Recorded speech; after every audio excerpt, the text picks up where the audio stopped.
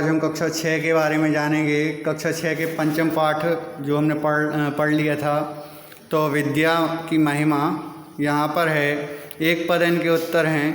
तो विद्या किम ददाति, विद्या जो होती है क्या देती है। ददाति मतलब देना। विद्या हमें क्या देती है, क्या प्रदान करती है। तो विनयम है ना, जब अपन विद्यावान मतलब गुणवान हो जाएंगे, विद्या ग्रहण कर लेंगे तो अच्छे से वार्तालाप करेंगे सबसे, तो विनय प्रदान करती है विद्या, है ना।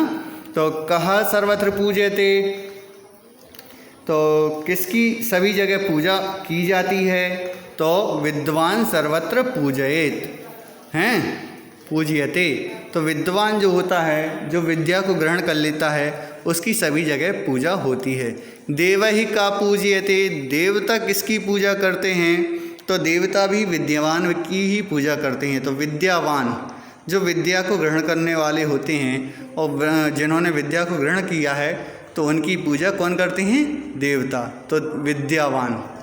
फिर विदेशेषु विद्या किम भवति, तो विदेश में भी विद्या किसकी भांति होती है, यह हम जानेंगे। तो विदेश में भी विद्या धन की भांति होती है, धनम, है ना।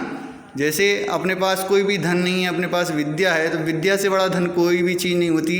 अपन विदेश में जाकर उस विद्या को फैलाएंगे, अपन विद्या को प्रदान करेंगे, तो अपन को धन की प्राप्ति होगी। तो विद्या भी धन के समान ही होती है। पर अपन आ जाते हैं एक वाक्य इन उत्तरों पर। तो कस्मात् का वाले का है, कस्मात् पात्रताम याति।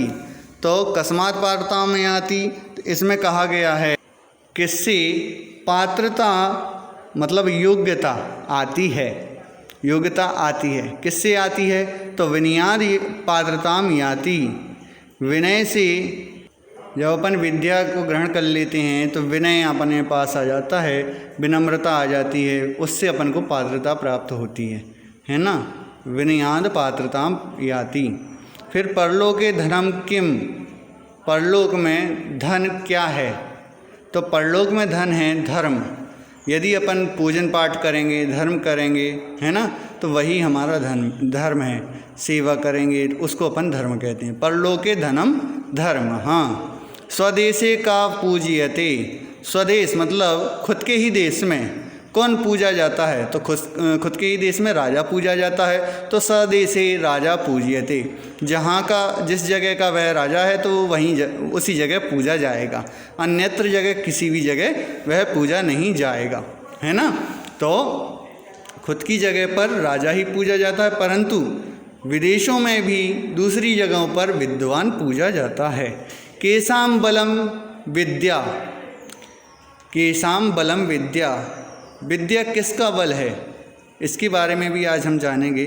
निर्बलानाम बलम विद्या, जो निर्बल व्यक्ति है उसको यदि विद्या ग्रहण हो गई, उसने विद्या को ग्रहण कर लिया है, तो वह हर कहीं जाकर उस अपनी विद्वत्ता को बताकर और वह बलवान साबित होगा, है ना।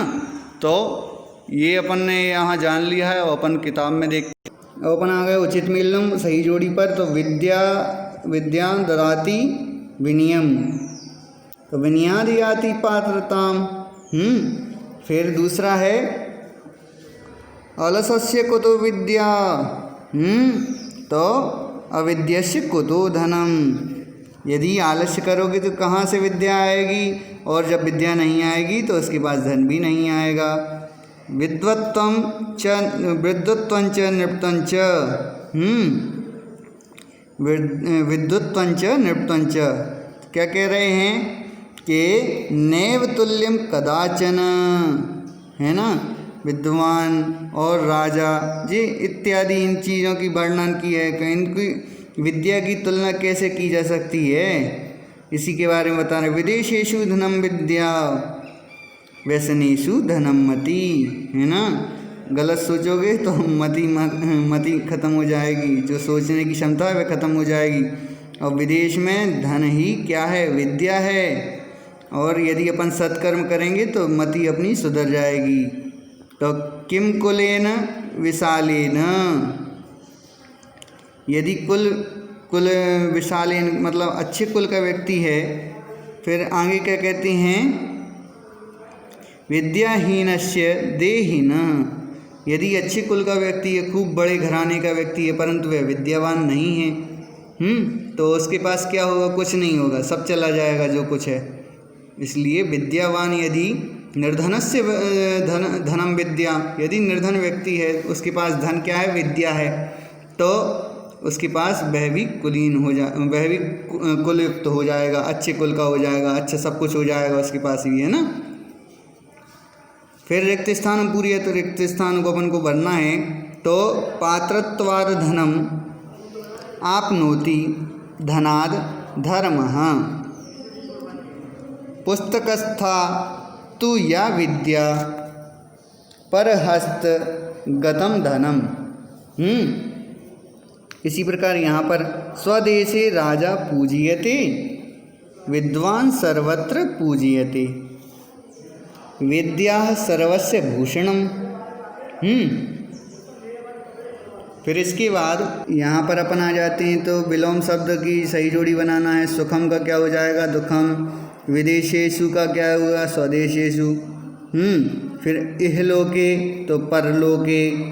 फिर महाधना, तो महाधना का क्या हो जाएगा? निर्धना। फिर सुंदर का क्या हो जाएगा? सुंदर का हो जाएगा, नीचे से देखो, कुरूपा। सामने लिखा है कुरूपा। निर्बला नाम, निर्बल यदि कोई व्यक्ति है तो क्या हो जाएगा? सबल। विद्या से सबल हो जाएगा। फिर विद्वान, विद्वान का क्या है? मूर्ख। जो ज्ञान ग्रहण नहीं करता वह मूर्ख हो जाता है। फिर मित्र का क्या है? शत्रु। फिर कुलीन, कुलीन का क्या हो जाएगा? अकुलीन, मतलब गरीब व्यक्ति से। फिर सुशीला, सुशीला का क्या होगा? जो चीज़ बची हुई है। दुशीला, है ना, इत्यादि अपन समझ गए हैं। फिर यहाँ आ जाते हैं, विद्या दाति विनयम विनयादि याति पात्रत्वाद धनमापनोति धनात् धर्मा तथा सुखम। किसका अन्वय करेंगे? तो विद्या विनयम ददाति, विद्या विनय देती है। विनयात पात्रताम याति, विनय से अपन को पात्रता आती है। पात्रत्वाद धनमापनोति, पात्रता से हमें धन मिलता है। और धनात् धर्मा तथा सुखम, धन से हम धर्म को विजय करते हैं और उसका सुख भोगते हैं। अपन सुख भोगते हैं ना, वह हमें सुख देता है। कुरूपाणाम रूपम, अपन को ये इसका अन्वय बनाना था। कुरूपाणाम रूपम विद्या, निर्धनानाम धनम विद्या, निर्धनानाम धनम तथा विद्या तथा निर्बलानाम बलम विद्या। अतः प्रयत्नेन साधनीया। फिर क्या है? विदेशेषु विद्या धनम व्यसनेषु मति धनम। और परलोके धर्म धनम और शीलः सर्वत्र च धनम। शीलम सर्वत्र वै धनम। इसी प्रकार से अपन बनाएंगे। फिर क्या है? विद्या विषय संस्कृत पंचवाक्यानि लिखित। विद्या के विषय में अपन को 5 वाक्य लिखना है, तो ये हमने 5 वाक्य लिख दिए हैं। विद्या धनम सर्वधनम प्रधानम अस्ति। फिर दूसरा है विद्या एव मानवस्य भूषणम अस्ति। फिर विद्या तु सदा उपार्जनीया अस्ति। और विद्या विहीन जनः पशु भवति विद्या विनयम ददाति। ये 5 वाक्य अपन को याद करना है, समझना भी है ना। तो ये है कुछ नहीं, विद्या को ग्रहण करने से पहले अपन विद्या के बारे में जानते हैं और उसके बारे में सही, किसी भी चीज़ के बारे में सही या गलत की अपन को वो योग्यता आ जाती है कि सही गलत की योग्यता अपन को ऐसी आ जाती है, अपन किस चीज़ में सही है, कौन सी चीज़ गलत है।